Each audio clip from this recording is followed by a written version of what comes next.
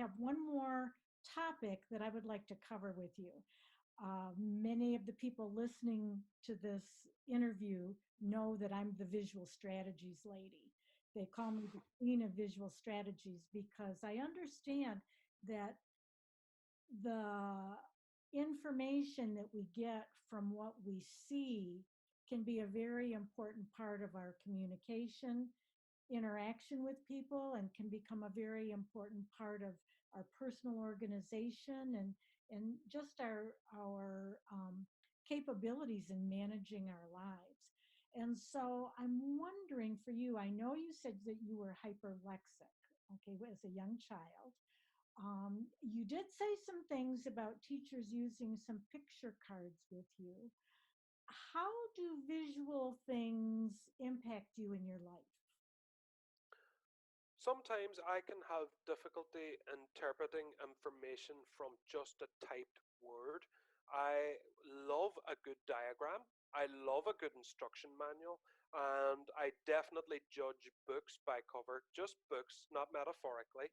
So the main kind of receptor for information for me is my eyes because I couldn't, you know, because I had a lot of, have a lot of sensory issues and hearing sensitivities. I like to really look and examine things. Even now, I would write a lot, and even whenever I read, I do like a lot of pictures. I like books with pictures in them. There, I said it live on the air. Not children's books. I mean, if I'm reading like textbooks or anything like that, one of my real special interests is the Titanic. And I just love picture books, but they're grown up picture books. They're not children's ones, and they they really helped me. And whenever I was young in school, I wasn't too sure. Like if a teacher asked me how was I feeling, sometimes even now I can't really interpret how I feel. I have to write it down, come back to it later, and then realize later on down the line. Or I can kind of the flow of information from heart where I feel things or my head or wherever to mouth. It's not always an easy journey for that feeling to come out. So whenever I was young and maybe couldn't communicate as well as I can now, the teacher would have held up like just like a card with like pictures on it, like a happy face, a sad face, like a confused or angry face or whatever it may be, and I would point to the one that I was.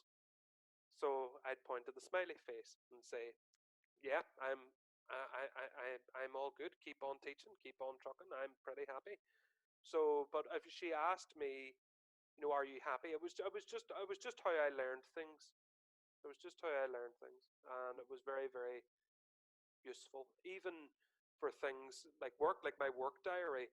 Like I do still record things so meticulously. It's crazy.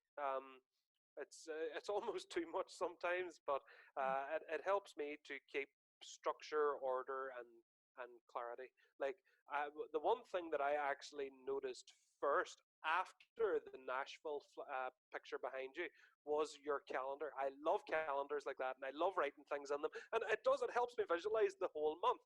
But uh, we'll we'll talk when we're off the air about the overlapping post-its. The overlapping post-its. Yeah, like what I would do is that I would use different post-its for different things. Like the blue, but just an example of that. If that was Jude Morrow's board, the blue post-its would be for people who have called me, and the pink post-its would be who I have to call back. Like you can't mismatch information on your post-its here, and I will be very upset if you do. Are you a calendar user? Yes, I love a good calendar, and I know that my wonderful, kind, wonderful publicist Brenna works at Beyond Words. She knows I love a good calendar, and she knows that I love like a visual thing. She has like a sheet that she sends me with all my media appearances on it, and I love it. It's the best thing ever when she updates it and sends me a new one. I'm so excited to take the old one off and put the new one on. So yeah, I do have a lot of visual aids that really help. Do you write notes to yourself? Yes, I do. I don't share them with anyone though. I write notes to myself.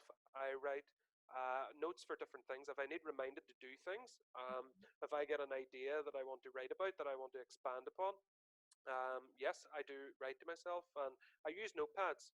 And whenever they're done, I throw them in my fire because they're just not for public consumption unless they're being fleshed out into an article or a book or something that I'm putting out into the world. The rest of it, sadly, becomes ash because that's my inner sanctum, my own brain privacy that I like to keep to myself.